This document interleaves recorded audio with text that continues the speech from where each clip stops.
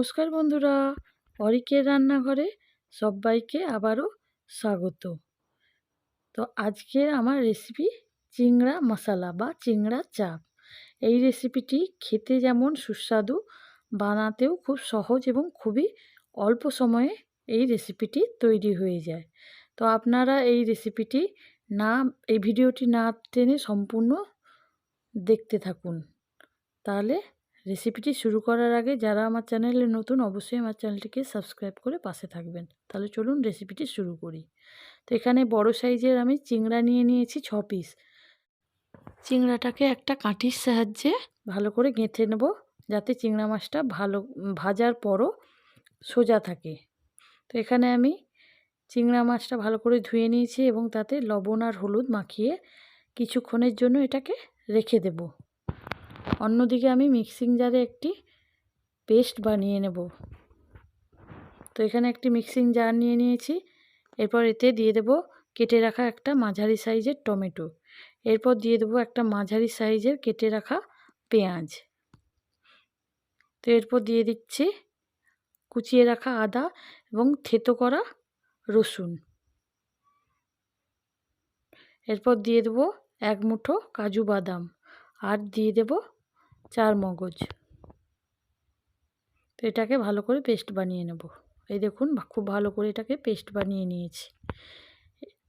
তো অন্যদিকে কড়াই বসিয়ে দিয়েছি। এরপর এতে আমি দিয়ে দেব সরষের তেল। তো তেলটা গরম হলে আমি চিংড়া মাছগুলোকে খুব হালকা করে ভেজে নেব। খুব বেশি কড়া করে ভাজবো না, জাস্ট হালকা করে ভেজে নেব।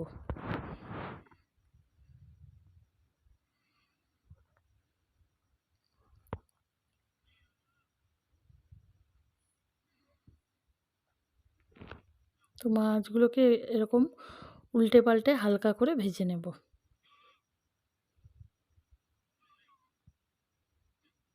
তো মাছগুলো ভাজা হয়ে গেছে, এরপর তুলে নেব। তো অন্য মাছগুলোকেও এই একইভাবে আমি ভেজে নেব।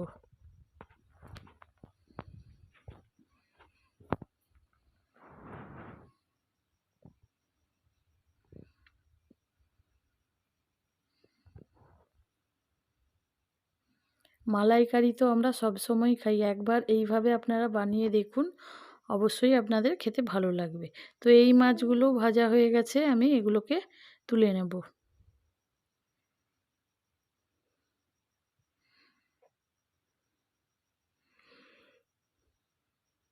তো ওই তেলের মধ্যেই আমি 1 চামচ বাটার দিয়ে দেব।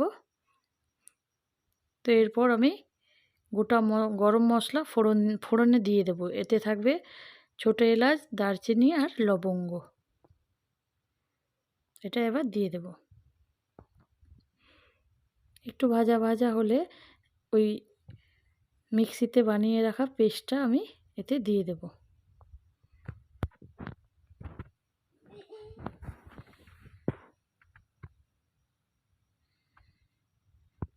তো মশলাটা এই তেলের সঙ্গে খুব ভালো করে আমি মিশিয়ে নেব।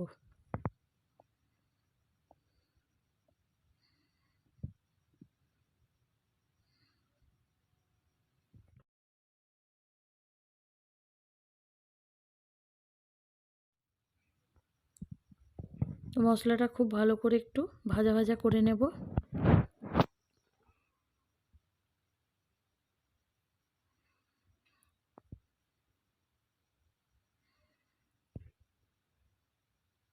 খুব টাইম নিয়ে মশলাটাকে ভেজে নিতে হবে। তো দেখুন তেল ছেড়ে গেছে। এরপর অন্য মশলাগুলো এতে দিয়ে দেব। তো এতে দিয়ে দিলাম হলুদ গুঁড়ো, এরপর দিয়ে দেবো লঙ্কার গুঁড়ো, দিয়ে সামান্য জল দিয়ে আমি খুব ভালো করে আবারও মশলাটাকে কষিয়ে নেব।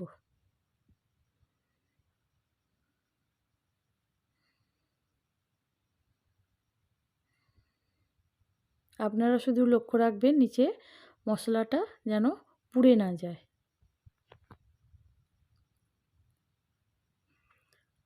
তো দেখুন এরপর এতে দিয়ে দেব লবণ আর চিনি পরিমাণ মতো দিয়ে দেব। লবণটা পরিমাণ মতো দিয়ে দিলাম। এরপর দিয়ে দেব স্বাদ অনুযায়ী চিনি। তো আপনারা যারা চিনি দিতে চান না তাহলে আপনারা চিনিটা স্কিপ করে যেতে পারেন। তো আবার ভালো করে মিশিয়ে নেব।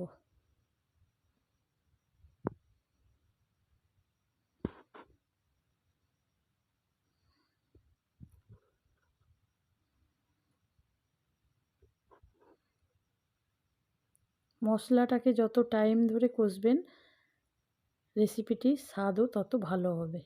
অবশ্যই যাতে পুড়ে না যায়। দেখুন তেল ছেড়ে দিয়েছে, মশলাটা আমার খুব ভালো করে কষানো হয়ে গেছে। এরপর এতে আমি পরিমাণ মতো জল দিয়ে দেব।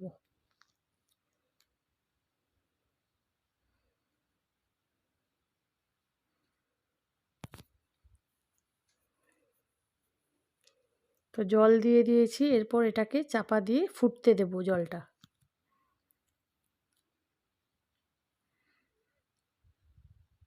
তো দেখুন ফুটে উঠেছে, এরপর ভেজে রাখা চিংড়া মাছগুলো এতে দিয়ে আবারও ফুটিয়ে নেব ভালো করে।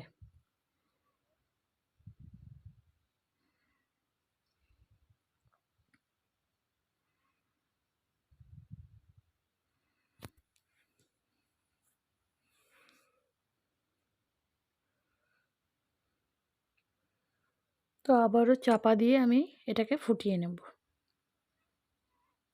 তো দেখুন 5 মিনিট খুব ভালো করে ফুটিয়ে নিয়েছি এবং ধারে তেল ছেড়ে দিয়েছে। গ্রেভিটাও একটু মোটা হয়ে গেছে। তো রান্নাটা আমার তৈরি, আমি একবারে আপনাদেরকে সার্ভ করে দেখাচ্ছি।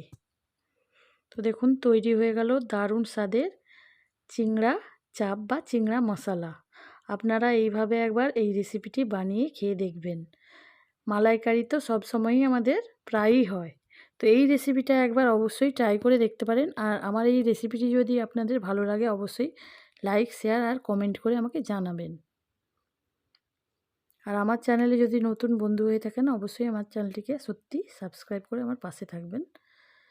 ভিডিওটি দেখার জন্য আপনাদেরকে অনেক অনেক ধন্যবাদ।